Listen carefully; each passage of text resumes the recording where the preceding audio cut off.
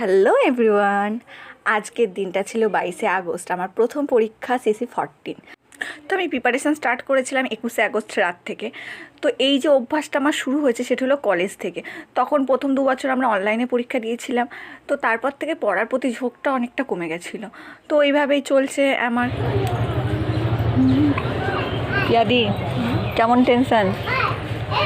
আর কিছু বলতে চাই না।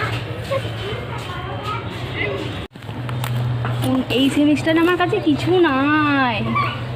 দিয়ে নোট তো ওখানে যা একটু একটু লিখিয়ে দেয়, কিছু করিনি।